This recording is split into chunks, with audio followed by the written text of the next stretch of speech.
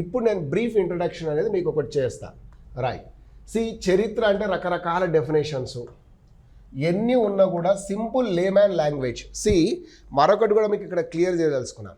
There is no need to become a master in particular subject. If you want to become a master in the particular subject, you better to pursue graduation, post graduation, doctorate or post doctorate. అది వేరు. నీకు నచ్చిన సబ్జెక్ట్లో doctorate కాకుండా post doctorate చేసుకో, దానికి సంబంధం లే. కానీ ఇక్కడ వచ్చే వరకు జనరలిస్ట్ గవర్నమెంట్ పోటీ అంటే మనం అవుతున్న దాంట్లో ప్రతి దాంట్లో మంచి ఫౌండేషన్ ఉండాలని కోరుకుంటుంది ఎగ్జామినర్, ఎవరైతే పేపర్ సెట్టర్ ఉంటాడో. అంతేగాని దాంట్లో స్పెసిఫిక్ నాలెడ్జ్ ఉండాలని కోరుకోడు. కోర్ సబ్జెక్ట్ వేరు, టెక్నికల్ సబ్జెక్ట్స్ వేరు. ఉదాహరణకు మీరు ఏఈకి ప్రిపేర్ అయితే ఇంజనీరింగ్ కోర్లో చాలా కోర్ ఉండాలి, ఎందుకంటే రేపు డ్యాములు కట్టాలి, లేకపోతే కాళేశ్వరం అవుతుంది, అది మళ్ళా మంచిది కట్టాలి. సో దానికి కోర్ అవసరం. కానీ అదే సబ్జెక్ట్లో మీకు అదే ఎగ్జామ్లో జనరల్ స్టడీస్ పేపర్లో జనరల్ నాలెడ్జ్ కావాలి, అంటే జనరల్గా ఉండే నాలెడ్జే కావాలి. అందుకే నేను మీకు జనరల్గా ఉండే దాని గురించి చెప్తున్నాను. ఈవెన్ అది గ్రూప్ 2 గ్రూప్ అని దేనికైనా రూల్ అప్లికబుల్ ఫర్ సేమ్. ఆ కండిషన్లో మనం వెళ్దాం. సో ఇక్కడ హిస్టరీ అనే దానికి ఒక డెఫినేషన్ జనరల్గా ఏమంటామంటే స్టడీ అబౌట్ పాస్ట్. గతించిన దాన్ని స్మృతించుకోవడమే చరిత్ర. సింపుల్గా చెప్పాలంటే గతించిన దాన్ని స్మృతించుకోవడం. ఏముంటుంది గతించడం అని అంటే, నిన్న జరిగింది ఈరోజు చరిత్రే, 6 నెలల క్రితం జరిగింది చరిత్రే, 6 లక్షల సంవత్సరాల క్రితం జరిగింది చరిత్రే. ఒక 1 year 2 years బ్యాక్ జరిగితే కరెంట్ అఫైర్స్లో భాగంగా చదువుకుంటాం. లేదు అంటే వివిధ సబ్జెక్టుల రూపంలో అది చేరుతాయి. కాన్స్టిట్యూషనల్ అమెండ్మెంట్ 101, ఏదైతే 101 అమెండ్మెంట్ ఉందో, 101వ రాజ్యాంగ సవరణ, అది చరిత్రే. పాలిటీలో చదువుతున్నావు కానీ ఫలానా రోజు జరిగిందని చరిత్రలో భాగమే. ఇంకో 10 ఏళ్ళ నాడు అది చరిత్రలో పార్ట్ అవుతుంది. సో గతించిన దాన్ని స్మృతించుకోవడం చరిత్ర అన్నది నా సిద్ధాంతం. సరే, పక్కకు పెడదాం ఇది. మరి చరిత్రను స్థూలంగా ఎన్ని భాగాలు చేశారు అంటే, ఒక మామూలుగా వచ్చేవరకు ఏం చేస్తామంటే మనము ప్రాచీన చరిత్ర, మధ్యయుగ చరిత్ర, ఆధునిక చరిత్ర, రైట్. కానీ చరిత్రను చదివేటప్పుడు ఒక సైంటిఫిక్గా చదవాలి. The history it is like A chemistry. అంటే ఒక సైన్స్ను తీసుకున్నాను, ఫిజికల్ సైన్స్ను తీసుకుంటున్నాను నేను, కెమిస్ట్రీ లాంటిది. Rutherford atomic structure, bore atomic structure, ఎంత ఇంపార్టెంటో atomic structure entire in the chemistry, హిస్టరీలో కూడా కొన్ని బేసిక్స్ అనేటివి అంతే అవసరం. ఇవి కనుక మనకు రాకపోతే హిస్టరీ సరిగ్గా అర్థం కాదు. కానప్పుడు ఏమైందంటే యావరేజ్ స్టూడెంట్ ఒక 15 కరెక్ట్ పెడతాడు, నువ్వు కరెక్ట్ అంతే పెడతావు. నువ్వు ఆ 15 నుంచి 20-22కు పోవాలి అవుట్ ఆఫ్ 30. ఎగ్జాంపుల్ నేను మొన్న ఎగ్జాంపుల్ బేస్ చేసుకొని చెప్తున్నా. 30 మార్కులకు ఒకడు 15 పెట్టగలిగితే నీవు 22-23కు తీసుకుపోవాలంటాను. అంటే ఎన్ని 7-8 మార్కులు ఎక్కువ రావాలి. అదే కదా నీకు విజయం ఇచ్చేది. నీకు కోచింగ్ ఉన్నా, నా క్లాస్ విన్నా వినకున్నా, ఏం చేయకుండా ఊరిగా సరదాగా ఉన్నా కూడా 14-15 వస్తాయి. అందులో పెద్ద కష్టపడేది ఏం లేదు. దాన్ని దాటి తీసుకుపోవడానికే నీకు ఈ యొక్క ట్రయల్స్ అన్నీ కూడా కావాలి, ట్రైనింగ్ అంతా కూడా కావాలి. అందుకని నేను ఇస్తాను ఇప్పుడు ఒక డెఫినేషన్ కానీ దాని యొక్క ఇది కానీ. అసలు ఏన్షియంట్ మెడివల్ మోడర్న్ కాదు నాయన, దీన్ని అనాల్సింది. So we should called this is as a prehistoric period. ఎందుకు అన్నామో కూడా ఒక్కొక్క దానికి డెఫినేషన్ చెప్తా మీకు. రెండవది వచ్చేసి ప్రీ హిస్టారిక్ పీరియడ్ ఒకటి, తర్వాత next one proto historic period, third one వచ్చేసి హిస్టారికల్ పీరియడ్. అయ్యే దీన్ని ఎందుకు ఇట్లా డివైడ్ చేసాం? తెలిసిన వాళ్ళు సంతోషం, తెలియని వాళ్ళ కోసం నేను చెప్తున్నది అంతా కూడా. ప్రీ హిస్టారిక్ పీరియడ్ అంటే దీన్ని పూర్వ చారిత్రక యుగం అంటాం తెలుగులో. రెండవది ప్రోటో హిస్టారిక్ అంటే పురా చారిత్రక యుగం అంటాం. మూడవది హిస్టారికల్ పీరియడ్ అంటే చారిత్రక యుగం అంటాం. చారిత్రక యుగం లేదా చారిత్రకం. ఎందుకు ఇది డివైడ్ అయిందంటే, prehistoric means historians reconstruct subject without literary evidences, or we studied history with absence of literature. సాహిత్యపరమైన ఆధారాలు లేకుండా చరిత్రను అధ్యయనం చేసే సమయాన్నే మనం పూర్వ చారిత్రక యుగం అంటాం. చారిత్రక ఆధారాలు లేవు, చారిత్రక అంటే లిపి లేదు. అప్పటికి లిపి లిపి రావడానికి చాలా సమయం పట్టింది. ముందు లిపి కంటే ముందు వాక్కు రావాలి, వాక్కు తర్వాత లిపి. సో లింగ్విస్టిక్ భాషాశాస్త్రానికి మనం వెళ్ళినప్పుడు దాంట్లో చాలా ఉంటాయి, మనకి ఇక్కడ సందర్భం లేదు కాబట్టి నేను చర్చకు దిగట్లేదు. స్క్రిప్ట్ వేరు, డైలాక్టిక్ వేరు. డైలాక్టిక్ వచ్చినాక స్క్రిప్ట్ వచ్చింది. అసలు మొదట్లో వాడికి మాట్లాడడం రాలా, కానీ ఆరవడం అంటే పలక రానప్పుడు శబ్దాల ద్వారా వాడు చేసుకున్నాడు. క్రమంగా వాటి నోరు కదలిక తర్వాత వాడి నాలుక కదలికలో వేగం పెరిగిన తర్వాత మాటలు రావడం ప్రారంభమైంది. కాలక్రమేణా అనేక సంవత్సరాలు, నిజంగా కొన్ని మిలియన్ ఇయర్స్ వాడు ఎంతో కష్టపడి ఈనాడు మనం జీవిస్తున్న ఆధునిక జీవన విధానాన్ని మనకిస్తే మనం దాన్ని ధ్వంసం చేసుకుంటూ వెళ్ళిపోతున్నాం. సరే, దాన్ని చూద్దాం. పూర్వ చారిత్రక యుగం అంటే సింపుల్ ఏం లేదు నాన్న, లిపి లేని యుగం అని గుర్తుపెట్టుకో. Absence of script, single dialogue. Sir ఇదేంటుంటుంది సార్ అంటే, దీన్నే మనం లేమ్యాన్ లాంగ్వేజ్కి వచ్చేవరకు ఏం చెప్పుకుంటామంటే, అయ్యా దీన్ని మనం రాతి యుగాలు అని చెప్తాం, శిలాయుగాలు అని చెప్తాం. శిలాయుగాలు స్టోన్ ఏజ్. మరి శిలాయుగాలు ఏమున్నాయి అన్నది కనుక చూస్తే, ఒకటి Palaeolithic, second one Mesolithic, third one neolithic, next one megalithic. అంతేనా? అవసరమైతే చాల్కోలిథిక్ను ఇక్కడ కలపవచ్చు, ఇంకో దగ్గర కూడా కలపవచ్చు, నేను చెప్తా. ఏంది ప్యాలియోలిథిక్ అంటే, ఇక మీకు మళ్ళీ లామార్క్ డార్విన్ సిద్ధాంతాలు నేను చెప్పే పని లేదు, ఆల్రెడీ బయాలజీలో ఇంత చదివే ఉంటారు మీరు. బయాలజీ చదువుకుని అప్ టు 10th క్లాస్ వరకు అయితే అందరు చదివి వచ్చిన వాళ్ళే. సరే, లామార్క్ కానీ డార్విన్ కానీ సిద్ధాంతాల గురించి నేను చెప్పను. హ్యూమన్ ఎవల్యూషన్లో మానవుడు ఒక కోతి నుంచి రామాపితక సరే రకరకాలుగా డెవలప్ అయ్యి ఈ రోజున మన రూపానికి వచ్చాడు, ఆధునిక మానవుడు అయ్యాడు. ఈరోజు ఇన్ జనరల్గా మన బ్రెయిన్ ఎంత 1500 గ్రామ్సో లేదా 1350 గ్రామ్సో ఏదో చెప్తూ ఉంటాం. ఈ బ్రెయిన్ సైజ్ ఏదైతే ఈరోజు మనకుందో, ఇది ఇంత షార్ప్ అవ్వడానికి ముందు మనిషి ఆలోచన శక్తి చాలా తక్కువ. Day after day, year after the year, decade of the decade sharpness అనేది మన బ్రెయిన్లో పెరుగుతుంది కదా. మీ తాతగారి ఆలోచన కంటే మీ తండ్రి గారి ఆలోచన వేగవంతం. సరైందా కాదన్నది అనవసరం, కానీ వేగవంతం. మీ నాన్నగారి కంటే మీ ఆలోచన ఇంకొంచెం వేగవంతం. ఆధునిక యుగంలో ఉన్నాం. మీ దానికంటే నెక్స్ట్ జనరేషన్. అందుకే అంటాం కదా, అబ్బా ఈ కాలం కిడ్స్ అండి చాలా ఎబ్నార్మల్ ఇంటెలిజెంట్ అంట. వాళ్ళ బ్రెయిన్ షార్ప్ పెరిగింది. దానికి కారణాలు వేరు, మళ్ళీ న్యూట్రిషన్ మాల్ న్యూట్రిషన్ అవన్నీ వేరు, దాంట్లోకి వెళ్ళట్లేదు నేను ఇక్కడ. సో తొలినాలలో మనిషి వాడి జీవితం సంచార జీవితం, వేట వాడి యొక్క జీవన విధానం. Nomadic barbaric hunting is life style, సింపుల్గా చెప్పాలంటే. ఆ టైంలో వాడికి తెలిసేది కాదు, ఒక పెద్ద ఏనుగును వేటాడాలన్నా పెద్ద పెద్ద రాళ్ళు కావాలి, అసలు అది పాసిబిలిటీ కాదు వాళ్ళు లేపేయడానికి. చిన్న ఎలకను చంపాలన్నా కూడా వాడు ఇంతలా రాయి తీసుకుపోయి దాని మీద వేసేది, అది పనికి రాకుండా చచ్చేది ఆ రాయి పడితే. కారణం ఏంటంటే వాడికి తెలియదు దాన్ని ఎట్లా దానిపై వేటాడాలి, లేకపోతే దాని పైన దాడి చేసి తన ఆహారంగా ఎట్లా మార్చుకోవాలన్న దానికి వానికి అంత ఎబిలిటీ శక్తి లేని సమయం. దీన్నే పాతరాతి యుగము అంటాం. ఈ పాతరాతి యుగంలో పెద్ద పెద్దవి వస్తువులను రాళ్ళను ఉపయోగించి వేటాడుకునేవాడు కాబట్టి దాన్ని ప్యాలియోలిథిక్ అన్నాం. దాదాపు ఇది 5 లక్షల సంవత్సరాల నుంచి 10,000 సంవత్సరాల వరకు జరిగిందంటే 4,90,000 సంవత్సరాల కాలం వాడు చాలా స్ట్రక్ అయ్యాడు. ఇప్పుడు మనం అనుకున్నంత వేగంగా 3G నుంచి 4G, 4G నుంచి 5G, 5G నుంచి 6Gకి పోతున్నట్టుగా లేదు. కొన్ని లక్షల సంవత్సరాల సమయంలో చివరికి తెలుసుకున్నది ఏంటంటే, పదునైనవి, చిన్నవి, వేగంగా ఉపయోగించగలిగిన వస్తువులతోటి కూడా మనం వేటాడవచ్చు అన్నది తెలుసుకున్నాడు. ఇది great change in his life, ఒక అద్భుతమైన మార్పు ఇది. దాన్నే మనం ఏమన్నామంటే మెసోలిథిక్ అంటాం. మెసోలిథిక్ అంటే ఏంటంటే సూక్ష్మ శిలాయుగం. తెలిసిపోయింది కరెక్ట్. ఈ పెన్ అంత సైజు తోటే చక్కగా పదునైన దాన్ని, అదేవిధంగా తేలికైన దాన్ని, ఒక రాతితో తయారు చేసిన ఆయుధాన్ని తీసుకొని ఏదో ఒక డీర్ లేదా ర్యాబిట్ లాంటిది పరిగెత్తున్నప్పుడు విసిరేసేది వాడు.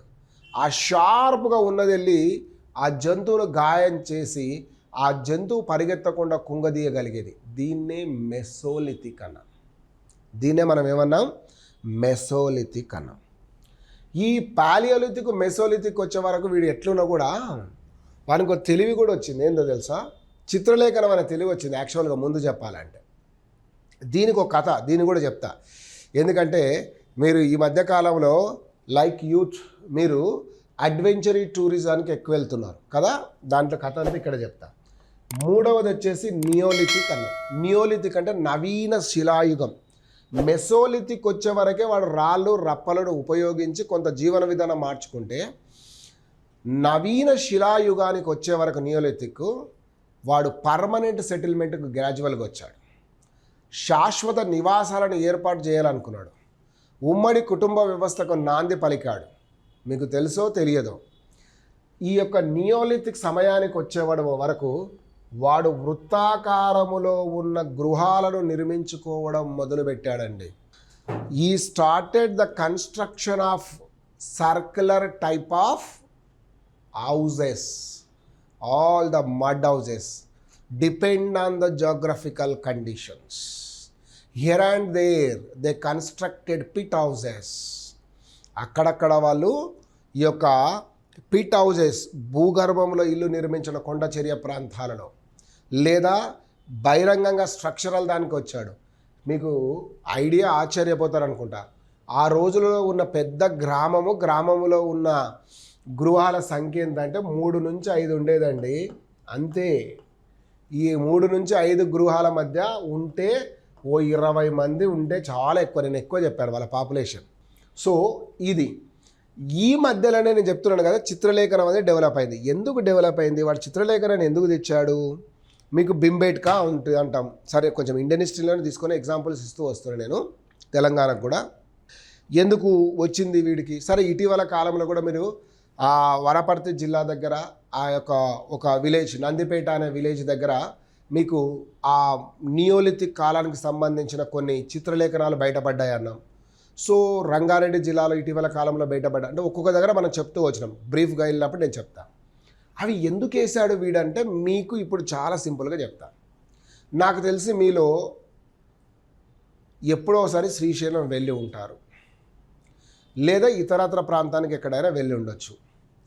వెళ్ళేటప్పుడు మనం అడవి గుండా, కొంచెం ఫారెస్ట్ ఏరియానే, మరి మన పొలం దగ్గరికి లాగా కాదు, అలా వెళ్తూ ఉన్నప్పుడు మీకు పెద్ద పెద్ద సైన్ బోర్డులు ఉంటాయి. ఒక దగ్గర ఏముంటుందంటే కింద రాసి ఉంటుంది, ఇది జింకల ప్రాంతం, పైన జింక బొమ్మ ఉంటుంది.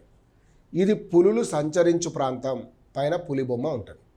బీయింగ్ ఎ లిటరేట్, అయ్యా నువ్వు చదువుకున్నావు, నువ్వు కింద అది పులి సంచరించు ప్రాంతం అని చదువుకుంటున్నావు కాబట్టి జాగ్రత్తగా ఉండే ప్రయత్నం చేస్తావు. ఎవడో ఒక పాపం అజ్ఞాని, విలేజర్, రిమోట్ ఏరియా నుంచి వచ్చిన పెద్ద మనిషి, ఆయన ఏం చేస్తాడు? ఆయనకు తెలియదు. ఆయన దేన్ని చూసి ఐడెంటిఫై చేయాలి? దేన్ని చూసి ఐడెంటిఫై చేయాలి? ఆ చిత్రలేఖనాన్ని చూసే కదా ఐడెంటిఫై చేసేది. అట్లా తొలినాలలో ఇక్కడ తొలినాలలో ఇక్కడ ఒక ప్రాంతంలో పులి బొమ్మ వేశాడు అంటే, అయ్యా ఇక్కడ క్రూరముగాలు ఉన్నాయి, జాగ్రత్తగా ఉండరా అని హెచ్చరిక ఇచ్చాడు. ఆ ప్రాంతంలో సెలయేర్లు ఉన్నట్లు వేశాడు అంటే ఖచ్చితంగా ఈ ప్రాంతంలో మనకు నీరు లభ్యమవుతుందని అర్థంతో వేశాడు. ఒక ప్రాంతంలో ఫ్రూట్స్ లేకపోతే రకరకాల వేస్తాడంటే ఇక్కడ మనకు ఆహార పదార్థాలు దొరికే అవకాశం ఉందనే ఉద్దేశంతో వేశాడు. ఇది వాడి యొక్క ప్రధానమైన ఉద్దేశం. మీకు ఇందాక చెప్పాను కదా, చిత్రలేఖనం అనేది ఇక్కడ వస్తుంది అని చెప్పేసి. ఇది ఒకటి. సో తర్వాత 4వది వచ్చే వరకు మీకు మెగాలిథిక్ అన్నాను. మెగాలిథిక్ అంటే నిజానికి చెప్పాలంటే బృహత్ శిలాయుగం అంటాం తెలుగులో. ఈ బృహత్ శిలాయుగం ఏమిటి అన్నది కనుక మీరు చూస్తే, మనుషులు స్థిర నివాసాన్ని ఏర్పాటు చేసుకున్న తర్వాత మరణించడమో జీవించడమో ఏదో ఒకటి జరుగుతుంది. ఈ మరణించడము జీవించడం అనేవి 2 జరిగినప్పుడు, ఆ మరణించిన తర్వాత వాడిని ఖననం చేయాలి. ఖననం చేసిన తర్వాత ఎక్కడ చేస్తున్నారు వీళ్ళంటే, చేసిన తర్వాత సింబాలిక్గా పెద్ద పెద్ద రాళ్ళను పెట్టడం అనేది మొదలుపెట్టారు. పెద్ద పెద్ద రాళ్ళు పెట్టడం అనేది మొదలుపెట్టాడు. అది ఒక సింబాలిక్గా వచ్చింది. వాళ్ళకి ఆ రాళ్ళు పెట్టడం అనేది పెద్ద పెద్దగా. అయితే దీన్నే మనం ఏమన్నామంటే పెద్ద పెద్ద రాళ్ళను మధ్యలో శవాన్ని భద్రపరచు చేయడం. ఈ మధ్యలోనే వాళ్ళకు వచ్చిన మరొక గొప్పది ఏంటంటే they thought after death human being may have rebirth. మరణించిన తర్వాత పునర్జన్మ ఉంటుందేమో అన్న విషయాన్ని వాళ్ళు తెలుసుకోగలిగారు లేదా నమ్మబలికారు. దాన్ని అన్నాం. రైట్. ఇది మెగాలిథిక్ సంబంధించింది. చాల్కోలిథిక్ అంటే ఈ పురాలోకే తీసుకోవాలి మనం ఇండియన్ హిస్టరీలోకి వచ్చేవరకు అయితే, కాకపోతే ఇంకా తీసుకోలేకపోతే దీన్ని ఏమంటామంటే చాల్కోలిథిక్ని రాతితో పాటు వివిధ లోహాలను కూడా ఆయుధాలు తయారు చేసుకోవడానికి ఉపయోగించిన యుగాన్ని దీన్ని చాల్కోలిథిక్ అనే పేరుతో పిలిచాం. పురా ప్లస్ దీని పురా చరిత్రను లోహము ప్లస్ రాతిని రెండు కలిపి ఉపయోగించుకునే సమయాన్నే మనం ఈ పేరుతో పిలిచామన్నది మనం చెప్తాం. రైట్. ఇది ఒకటి. తర్వాత నెక్స్ట్ వన్కు మనం వచ్చే వరకు ఏంటంటే చారిత్రక యుగం. చారిత్రక యుగం అంటే మనము చరిత్రను లిపి ఆధారంగా అధ్యయనం చేస్తాం. దాన్నే మనం ఏమన్నామంటే చారిత్రక యుగము అనే పేరుతో పిలిచాం. చారిత్రక యుగం అని పిలిచాం. లిపి లేని యుగాన్ని ప్రీహిస్టరీ అన్నాం. లోహము ప్లస్ రాతితో కలిగిన చరిత్ర కలిగి ఉన్నదాన్ని పురా అన్నాం. ఈ ప్రాంతంలో మానవుడు మనకిచ్చిన లిపిని చిత్రలిపి అన్నాం. అంటే కొంత లిపి ఉంది, వాడికి తెలియక కొన్ని సింబల్స్ కూడా ఇచ్చాడు, కొన్ని సింబల్స్ ఇచ్చాడు. సో దీన్ని చిత్రలిపి అన్నాం. ఇది చారిత్రక యుగం. ఇక్కడ మనం చారిత్రక యుగం నుంచి మన సిలబస్కు సంబంధించిన అంశాలు చూస్తాం. మళ్ళీ మీకు ఇక్కడ కూడా నేను చాలా క్లియర్గా ఎక్స్ప్లెయిన్ చేస్తాను. దాని తర్వాత మనం క్లాస్లోకి వెళ్ళే ప్రయత్నం మనం చేద్దాం. రైట్. మనం దాన్ని బట్టి చూద్దాం. చారిత్రక యుగాన్ని మళ్ళీ మనం 3 దశలుగా విభజించవచ్చు. ఒకటి ప్రాచీన చరిత్ర, రెండవది మధ్యయుగాల చరిత్ర, మూడవది ఆధునిక చరిత్ర. అంతేనా? మనం మన తెలంగాణ విషయానికి వచ్చే వరకు ప్రాచీన చరిత్ర అనగా స్ట్రైట్ అవేగా మనము శాతవాహనులకు పూర్వయుగం, ప్రీ శాతవాహన పీరియడ్ అనేది మనం ఒకటి చదువుకోవచ్చు. సరే, శాతవాహన పూర్వ శాతవాహన పీరియడ్ ఒకటి. అంటే దానికి ఏంటంటే తెలంగాణ ప్రాంతంలో మానవ ఆ రూపం ఆవిర్భవించినప్పటి నుండి మౌర్యుల పరిపాలన అంతమై శాతవాహనుడు స్వతంత్రం సిద్ధించే వరకు అనేది నేను చెప్తాను. ఒకటి. రెండవది వచ్చే వరకు శాతవాహన యుగం. ఈ శాతవాహన యుగం తర్వాత శాతవాహన యుగానంతరం అంటాం. ఒకటి ప్రీ శాతవాహన, 2 శాతవాహన, 3 పోస్ట్ శాతవాహన. శాతవాహనాస్లో మనం పొలిటికల్ హిస్టరీని కొంత చూసుకుంటూనే we should give more importance to the society as well as cultural contribution. ఇందాక చెప్పాం కదా సంస్కృతి, వీళ్ళకు సంబంధించిన సంస్కృతిని మనం చూడాలి, అంతేగాని మిగతా దాని గురించి కాదు. Purely general studies point of వ్యూలో మనం చూద్దాం. కొంత మీకు గ్రూప్ 2 కూడా యూజ్ అవుతుందని నేను చాలా బలంగా చెప్తున్నాను. రెండవది వచ్చే వరకు శాతవాహన యుగానంతరంలో ఎవరు వస్తారు అన్నది కనుక చూస్తే ఇక్ష్వాకులు వస్తారు, విష్ణుకుండినులు వస్తారు, వాకాటకులను కూడా మనం చర్చించవలసి ఉంటుంది. వీళ్ళ తర్వాత మనం ప్రాచీనానికి వచ్చే వరకు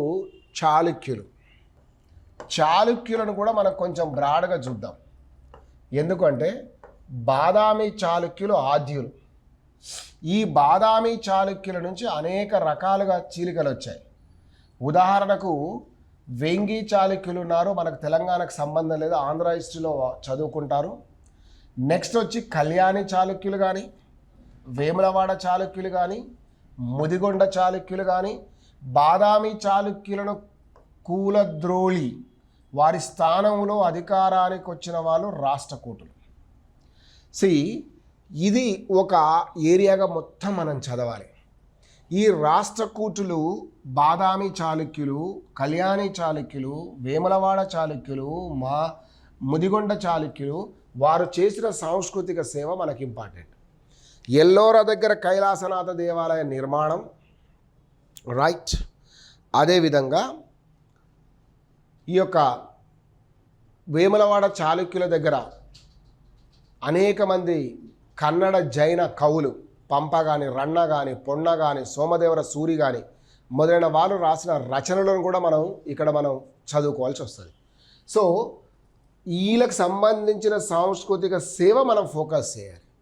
ఎప్పుడైతే రాష్ట్రకూటులు వచ్చారో మనకు ఒక రకంగా ఎర్లీ మెడివల్ వచ్చేసినట్టే మనం ఇప్పుడు మధ్యయుగాలకు వెళ్దాం. ఇక్కడ రాష్ట్రకూటులు మీరు చదివి స్ట్రైట్ అవేగా ఎవరికి వస్తారంటే కాకతీయులకు రావాలి. కాకతీయులు ఆంధ్రదేశాన్ని ఏకం చేసి పరిపాలించిన తొలి పాలకులు. ఇంతో అంతో శాతవాహనులు మిస్ అయినా వీళ్ళు మాత్రం చాలా సంపూర్ణంగా ఆంధ్రదేశం మొత్తాన్ని పాలించారని చెప్పొచ్చు. ఇక్కడ నెల్లూరు నుంచి పైన ఉన్న విజయనగరం దాకా వీళ్ళ రాజ్యాన్ని విస్తరించుకొని పాలించిన వాళ్ళే. కాకతీయుల తర్వాత కాకతీయుల కాలములో జరిగిన సాంస్కృతిక చైతన్యము, వికాసము మొత్తం చూడాలి. మల్లియ రేచర రాసిన పుస్తకం అనుకోండి, పోతనకు సంబంధించిన సమాచారం కానీ, రేచర్ల రుద్రుడు నిర్మించిన దేవాలయాలు కానీ, అదేవిధంగా రుద్రదేవుడు రచించిన పుస్తకాలు కానీ, ఇది మన సంస్కృతి. ఇందాకే చెప్పాను, కల్చర్ అంటే architecture, sculpture, literature, painting, music. మీకు ఇందాక చెప్పినాం కదా, అవే మనం ఇక్కడ చర్చించాలి. కొంచెం పొలిటికల్ హిస్టరీని తక్కువ చేసి దీన్ని ఎక్కువ చేసుకోవడమే మన ఎగ్జామ్ పాయింట్ ఆఫ్ వ్యూకి యూజ్ అయ్యే విధానం అని చెప్తారు. కాకతీయ యుగానంతరము అన్నది ఒకటి వస్తుంది. కాకతీయ యుగానంతరం ఏంటంటే ఈ రెండింటి మధ్యలో ఒకటి విమోచన ఉద్యమం అనేది జరిగింది. ఏంటి ఆ విమోచన ఉద్యమం? లిబరేషన్ మూమెంట్ అంటే, రైట్, లిబరేషన్ మూమెంట్.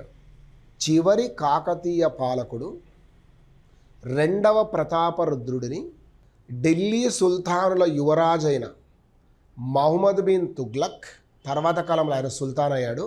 కానీ కాకతీయులను ఆక్రమించుకున్నప్పుడు ఆయన సుల్తాన్ కాదు, వారి తండ్రి గారు గియాజుద్దీన్ తుగ్లక్ ఉండే. ఈ మహమ్మద్ బిన్ తుగ్లక్ ఎవరైతే ఉన్నారో ఆ మహమ్మద్ బిన్ తుగ్లక్ దీన్ని ఆక్రమించుకున్న తర్వాత ఇక్కడ ఉన్న బుర్హానుద్దీన్ కానీ, మాలిక్ మక్బూల్ కానీ ప్రజలను హింసించడం చేత కాపయ్య నాయుడు మరియు ఈ యొక్క ప్రోలయ నాయుడు నాయకత్వంలో రెడ్లు, వెలమలు వీళ్ళందరూ కలిసి ఢిల్లీ సామ్రాజ్యానికి వ్యతిరేకంగా యుద్ధం ప్రకటించి ఈ ప్రాంతాన్ని విమోచనం చేసిన తర్వాత వీళ్ళలో అనైక్యత వచ్చి ఆంధ్ర ప్రాంతం మొత్తాన్ని రెడ్డి రాజుల ఆధీనంలోకి, దాదాపుగా తెలంగాణ ప్రాంతంలో ఉత్తర తెలంగాణ అంతా ఈ యొక్క రేచర్ల దక్షిణ తెలంగాణ అంతా రేచర్ల వెలమలు, తర్వాత ఈ యొక్క ఉత్తర వరంగల్ రాజధానిగా చేసుకొని ఉత్తర తెలంగాణకంతా కూడా ఈ యొక్క కాపయ్య నాయుడు మొదలైన వాళ్ళు పరిపాలించారు అన్నది మనకు తెలుసు. సో ఇట్లా ముసునూరి వాళ్ళేమో వరంగల్ రాజధాని చేసుకొని ఉత్తర ప్రాంతాన్ని, దేవరకొండ ముఖ్యంగా రాచకొండను రాజధాని చేసుకొని ఈ యొక్క వెలమలు దక్షిణ తెలంగాణని పరిపాలించారు అన్నది తెలుసు. దీని నుంచి మనం నెక్స్ట్ ఎవరికి వస్తామంటే కుతుబ్ షాహీలు. కుతుబ్ షాహీల కాలం, కుతుబ్ షాహీలో కూడా ఏ విధంగా సేవ చేశారు, ఏంటి వీళ్ళ సంగతి అన్నది మనం చూడాలి. కుతుబ్ షాహీల అనంతరం ఇక్కడ వచ్చిన వాళ్ళు ఎవరు అన్నది కనుక మనం గమనిస్తే వీళ్ళలో ముఖ్యంగా మీరు చూడాల్సింది ఈ ఔరంగజేబు వచ్చి కొంతకాలం పాటు మన ప్రాంతాన్ని పాలించడం, ఆ తర్వాత మొఘలాయులు మనని ఏ విధంగా పరిపాలించారు అన్నది కనుక చూస్తే, మొఘలాయులు ఏ విధంగా పరిపాలించారో చూస్తే దాని నుంచి ఆసఫ్ జాహీలను మనం ఆధునికంలోకి డైరెక్ట్ తీసేసుకుందాం, మనం తీసేసుకుందాం, ఒకరు ఇవ్వడం కాదు. ఆసఫ్ జాహీల కాలంలో పరిపాలన, ఆసఫ్ జాహీల కాలంలో సాలార్ జంగ్ సంస్కరణలు, ఆసఫ్ జాహీల కాలంలో ఇంగ్లీష్ ఈస్ట్ ఇండియా కంపెనీ, తర్వాత కాలంలో బ్రిటిష్ ఇండియాకు మన ఆసఫ్ జాహీలకు మధ్య ఉన్న సఖ్యత కానీ లేదా విభేదాలు కానీ, పాలనా రంగంలో వాళ్ళు చేసింది కానీ, చివరికి హైదరాబాద్ సంస్థానం అనేది ఆధునీకరణ వైపు వెళ్ళడం కానీ, సాంస్కృతిక పునరుజ్జీవనం కానీ, కుల ఉద్యమాలు కానీ వగైరా వాటి అన్నింటిని కూడా మనం ఇక్కడ చర్చించుకోవాలి. ముఖ్యంగా భారతదేశంలో మొట్టమొదటగానే ఒక రకంగా దళిత జనోద్ధరణ కోసం కృషి చేసిన ప్రాంతం ఈ యొక్క హైదరాబాద్, భాగ్యారెడ్డి వర్మ గారి నాయకత్వంలో. అలా సాంస్కృతిక పునరుజ్జీవనానికి సంబంధించిన కొన్ని అంశాలను మనం ఖచ్చితంగా చూడాలి. ఈ కాలంలో తెలుగు భాష కోసం తెలుగు సార్వస్వత అంటే ఆంధ్ర సార్వస్వత పరిషత్ ఏర్పాటు కానీ, తెలుగు భాష పునరుజ్జీవన కోసం తెలుగు పాఠశాలలు కళాశాలల ఏర్పాట్లు కానీ మొదలైన అంశాలన్నీ కూడా మనం ఇక్కడ చర్చించుకోవాలి. సురవరం ప్రతాపరెడ్డి గారి సేవలు, మాడాపాటి హనుమంతరావు గారి సేవలు, గోలకొండ పత్రిక యొక్క విశేషాలు, అంటే జస్ట్ నేను ఒక ఐడియాగా మీకు ఒక్కొక్కటిగా చెప్పుకుంటూ వస్తున్నాను. సో ఇవన్నీ కూడా మనం ఇక్కడ చర్చించవలసిన అంశం. దీంతో ఇదే సమయంలో మనకు ఎంఐఎం యొక్క ఏర్పాటు కానీ, తెలంగాణ సాయుధ రైతాంగ పోరాటం, తెలంగాణ పీజెంట్ ఆర్మ్డ్ స్ట్రగుల్ కానీ, ఇట్లా ఎక్సెట్రా అన్ని చూసుకుంటూ పోయి భారతదేశంలో ఈ యొక్క హైదరాబాద్ సంస్థానం యొక్క విలీనానికి సంబంధించిన విషయాలను మొత్తాన్ని కూడా మనం చూడాలి. దీంతో ఎక్కడ చూసినా కూడా మనం కల్చర్ పార్ట్కి అనేది ఫోకస్ అనేది ఖచ్చితంగా చేస్తూ రావాలి. అది మన ఎగ్జామ్లో ఉన్న మెయిన్ ఎజెండా, మనకున్న ఎగ్జామ్ నేచర్. అదే సమయంలో కొంత పొలిటికల్ హిస్టరీ కూడా అవసరమవుతుంది. కాబట్టి ఆ ఉద్దేశంతో నేను ఇదంతా మీకు చెప్పాలన్న ఒక ప్రయత్నం అనేది రైట్. సో ఆ ఉద్దేశంతో నేను చెప్పడం అనేది జరిగింది. రైట్. సో మళ్ళొకసారి బ్రీఫ్గా మీకు ఒక 2-3 నిమిషాల్లో ఈ రోజు సమాచారాన్ని మెసప్ చేయడం అనేది చేస్తాను. హిస్టరీ అంటే ఏదో చదువుకున్నాం, దీని అదే మనం అనుకున్నాం కదండి, ప్రాచీన చరిత్ర, మధ్యయుగాల చరిత్ర, ఆధునిక చరిత్ర కంటే ముందు సైంటిఫిక్గా మనం pre historic, proto historic and historical period అనుకున్నాం. దాని నుంచి మనం ఈ యొక్క సిలబస్లోకి మనం ఎంట్రీ అయ్యాం. దాన్ని ఏ కారణం చేత అలా పిలిచామని చెప్పాం. ఆ తర్వాత మనం కంటిన్యూవేషన్లో భాగంగా ఈ సిలబస్కు సంబంధించిన అన్ని అంశాలు కూడా మనం పొందుపరుచుకుంటూ రావడం అనేది జరిగింది. So this is the syllabus and nature. దీనికి సంబంధించిన విషయాలన్నీ కూడా రేపు నేను స్ట్రైట్ అవే, అంటే రేపు అంటే ఇన్ ద మీన్స్ నెక్స్ట్ క్లాస్లో ఈ యొక్క మొత్తం ఒక్కొక్క టాపిక్ను మనం డిస్కస్ చేస్తూ వీలైనంత త్వరగా, అదేవిధంగా ఎగ్జామ్కి అక్యురేట్గా ఉండే విధంగా దీన్ని మనం కంప్లీట్ చేసే ప్రయత్నం ఒకదాన్ని చేద్దాం. Thank you all the best. Have a nice day.